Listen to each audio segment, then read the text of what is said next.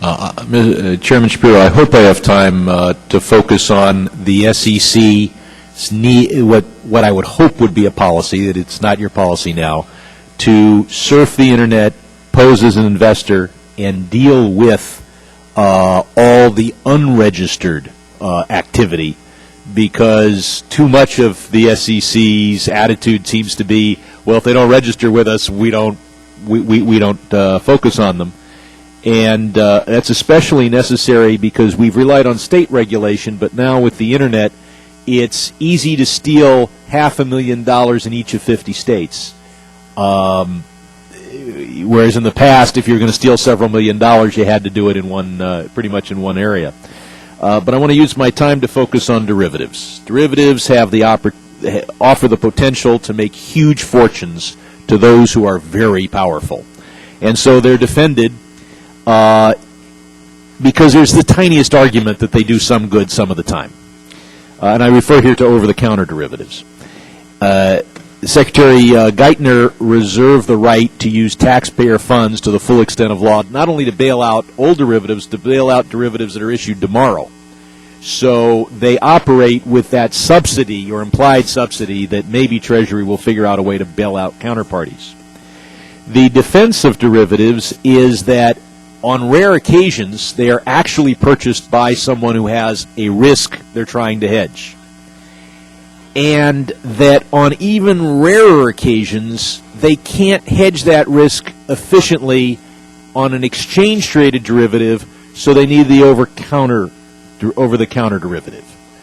I don't know if either of you have done any studies. What percent of the over-the-counter derivatives are purchased by those who really are hedging a risk rather than the more common case of somebody just placing a casino bet? I mean, I could wake up today and think, pork bellies are going up, and place a bet, and I'd love, those who like gambling would think that's a wonderful idea, but I don't own any pigs.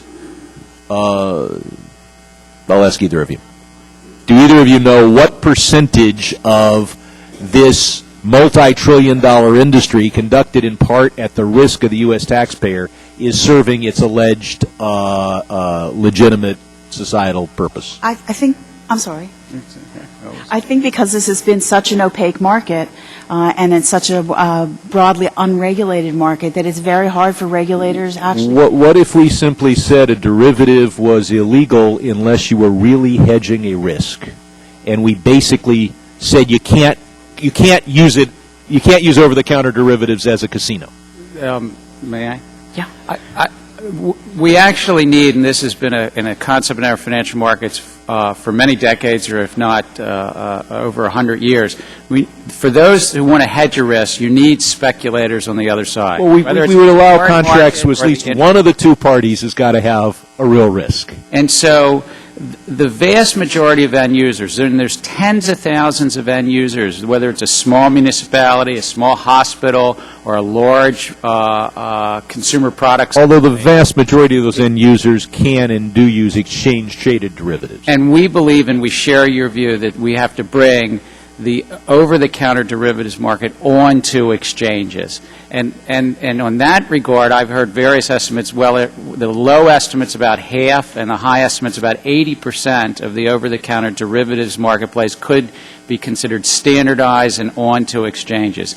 That would accommodate all end users. They'd be able to see in a real time the pricing of these transactions and to be able to then so we could ban over-the-counter derivatives without major harm to the legitimate users of derivatives. No, I'd have to say I think that the tens of thousands of end users are able to hedge risks in their day-to-day business. It could be interest rate risk.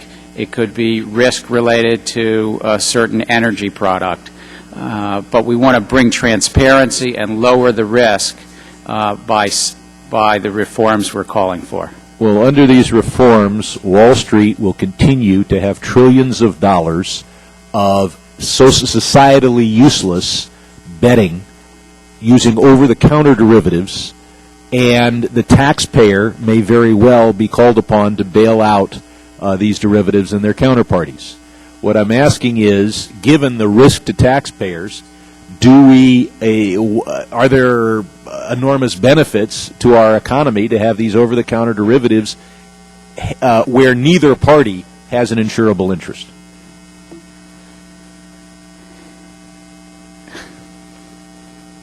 Chairman Schapiro? I think it's a very good question, and it's very hard to answer when you're trying to balance societal risk with